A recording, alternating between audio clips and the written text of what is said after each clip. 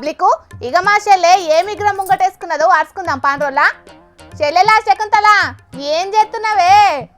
నాకొక శ్రీమతి కావాలి, నీ అనుమతి దానికి కావాలి.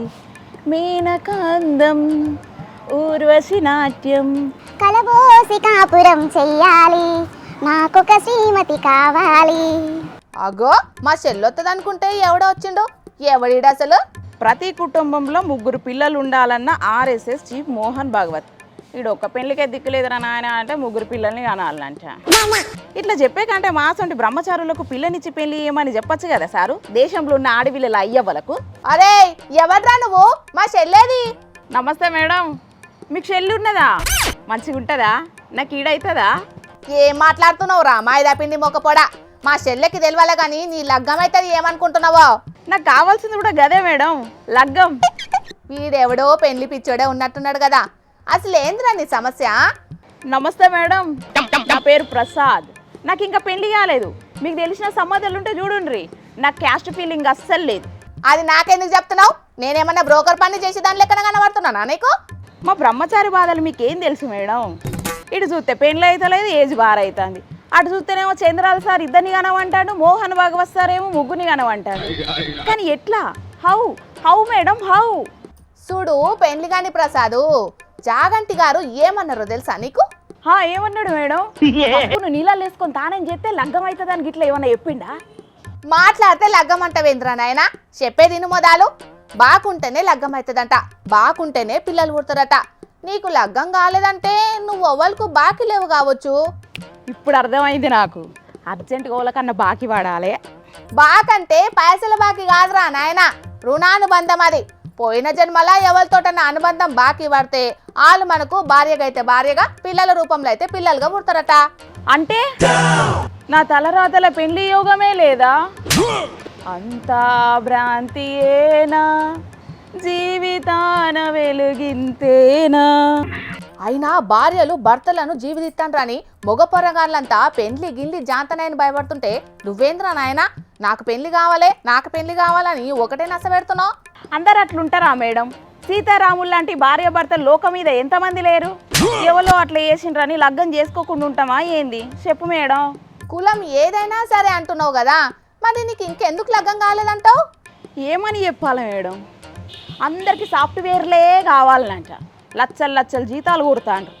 ఇక్కడ ఎకరాల కూసిపోతుందంటే ఎకరాల భూములు కూడా ఉండాలంట. మళ్ళా మంచికి విలువ లేదు మేడం, అంతా పైసలమయమే. ఇంకా వ్యవసాయం చేసే మగ పొల్లగాళ్ళ గురించి అయితే చెప్పవశం కాదు మేడం, చాలా కష్టం ఉన్నది. నువ్వు కష్టం చెప్పుకుంటే నా కళ్ళల్లో నీళ్ళు తిరుగుతున్నాయి ఏంద్రా నాయన. ఆయన సాఫ్ట్వేర్లకు కాలం చెల్లింది పెళ్లి కాని ప్రసాదు. రాబోయే దినాలల్లా వ్యవసాయం చేసేటోళ్ళకే విలువ ఉంటుంది. ఏం విలువ మేడం? ఆడపిల్లలను కన్నా రైతులే వ్యవసాయం చేసుకునేటోడికి పిల్లనిత్తలేరు, ఇంకెవరు ఇస్తారు చెప్పుండ్రి? అది కూడా నిజమే పెళ్లి కాని ప్రసాదు. ఏ దేశంలోనైనా వృత్తి పని చేసేటోనికి విలువ ఉన్నది కానీ మన దేశంలో మాత్రం లక్షలు కూడబెట్టేటోన్నే గొప్పగా చూస్తారు. మొత్తం అయ్యవలే చేసిరు మేడం, మొత్తం అయ్యవలే చేసిరు. కొంతమంది తల్లిదండ్రులు చేయబట్టి మాకు ఈ పరిస్థితి. మీ గాచారం మంచిగా లేక గానీ నడుమ తల్లిదండ్రులు ఏం చేసిండ్రు చెప్పు? కొడుకులని ఆడవిళ్ళలను గనకపోతురి, ఆడవిళ్ళ అని తెలివంగానే కడుపులు ఉండగానే జీవి తీత్తిరి. గట్ల చేయబట్టే కదా మేడం మగ్గి తిప్పలు. అవు అది కూడా ఓ కారణమే. అయినా పెళ్లి చేసుకోకుంటే కూడా కొన్ని లాభాలున్నాయి ప్రసాదు. అబ్దుల్ కలాం వాజ్పేయి లెక్కన మారి దేశాన్ని ఉద్ధరించవచ్చు. మొన్న నారాయణమూర్తి ఏమన్నాడు? మేము పెళ్లి చేసుకోలేదని మమ్మల్ని ఆదర్శంగా తీసుకోకుండ్రి, మీరు లగ్గం చేసుకొని పిల్లల్ని కాను చెప్పలేదా? మీరు వినలేదా మేడం? ఆయన చెప్పిండు సరే గాని నీకు లగ్గం అయితే లేదు కదా మరి? గా చైనాలా, గా జపాన్లా, గా కొరియాలా పెళ్లి చేసుకోవాలని ఇది ఆఫర్లు ఇస్తున్నారట కదా మేడం? అవునట. అయితే గా చైనా అమ్మాయినో, కొరియా అమ్మాయినో, జపాన్ అమ్మాయినో ఎవరినో కొన్ని మంచిగా పటాయించి లగ్గం చేసుకుంటా. అంత లేదు ప్రసాదు. ఆ దేశంలో చాలా మంది ఆడపిల్లలు సింగిల్ సింతకాయ లెక్కనే ఉండేటందుకే ఇష్టపడతారట. చూదిన అమ్మ జీతం సప్పుడుదాకా కాశీకి పోయి సన్యాసం తీసుకుంటా.